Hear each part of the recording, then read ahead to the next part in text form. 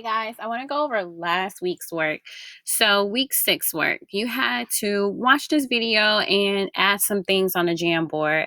I really appreciate you guys being patient with me because this was my first time using Jamboard and I had to work out some kinks. So, thank you. Some of you guys actually put some things on here, and these were actually good things. Like, yes, fingerprints are things that people have looped fingerprints. That's definitely something. The rolling of the tongue was something that I thought was interesting. Curly hair. So you guys put some great things on there. I hope you learned some things from that. Next, you have to do the vocabulary. So I didn't want you guys to go through all 13 vocabulary words. Or 11. So I had you guys choose 5. So you could have chose heredity, which is the transfer of genetic information from a parent to an offspring. DNA, also called deoxyribonucleic acid, and it actually contains the information that forms the heredity material of all cells. Chromosomes is a single, highly organized and structured piece of DNA. So a chromosome is DNA. They're basically the same things.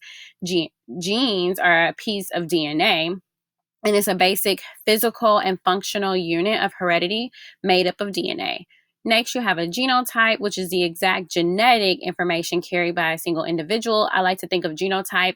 Genes is inside of there, so gene, no type, so it's something that you inherit, right? Phenotype, I like to think of pheno with physical, so the physical appearance of an organism. So that's how I remember those things. Genotype is something that you get from someone. Phenotype is a physical thing. Pheno, physical, gene. All right, trait. A characteristic of an organism can be genetic or acquired. We talked about that for the past 3 weeks now, so you should already have been familiar with it. Dominant. Dominant means it's an allele that's always expressed, and you guys learned that some genes are always expressed over others. So a recessive is an allele that is only expressed if there is no different allele present. Nucleus, you already knew about that. We know that those are only in eukaryotic cells, and we know they contain the DNA. An allele is the different versions of a gene and how they are expressed. All right. So going back here, you have to do your Freyer models. A lot of you guys did that. I was super impressed. I was bragging with my other teachers, with the other teachers about your work because it was awesome. So the next day you had to watch this video. And once you watch this video, I wanted you guys to answer these questions. So why do siblings look and their behavior differently from each other? And so those things you could have said something like some genes are inherited versus some genes are acquired. So behavior is something that is acquired versus looks is something that are inherited.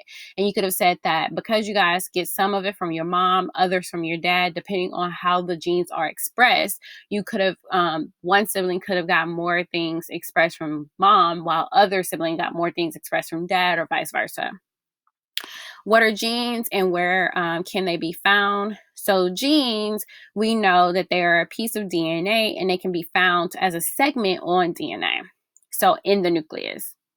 Why are there more short-haired dogs than long-haired dogs? There are more short-haired dogs because that's a more dominant trait. So then I wanted you guys to organize this or from largest to smallest. So you should have said nucleus, chromosome, DNA, and then gene. So DNA, so nucleus, chromosome, DNA, gene. So this was the correct answer right here. Where is the DNA stored in a cell? You should have said the nucleus. List the correct order from smallest to largest. So it's the opposite. So you should have said gene, chromosome, gene, DNA, chromosome, nucleus is the first answer. How many chromosomes do humans have? You should have said 23 pairs, which a total of 46. How are genes different from a DNA? And you should have said that genes are a section of the DNA. So B.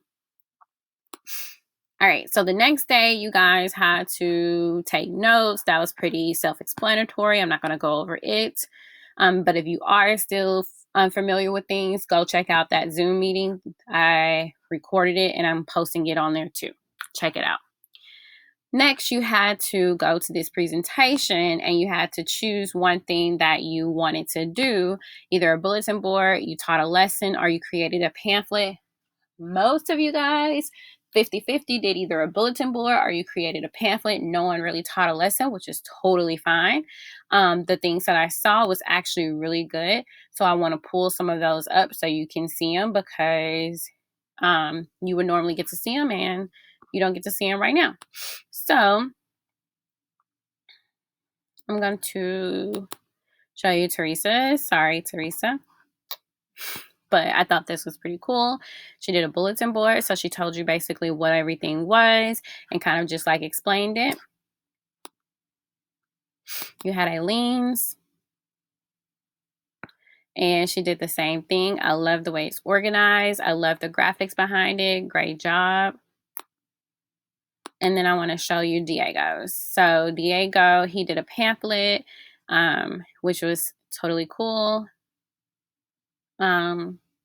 Yeah, and so you had here where he listed the traits, he talked about it, and he talked about the genetic material. So this was basically all I was asking for. Some of you guys, most of you guys actually did a awesome job. I want to show you this one too. I thought this was cute. Samuel's. So he actually did a bulletin board and took a picture of it and sent it to me. So yeah, that was this week's. I'll go over the exit ticket in another video. Thanks for watching. Bye, guys.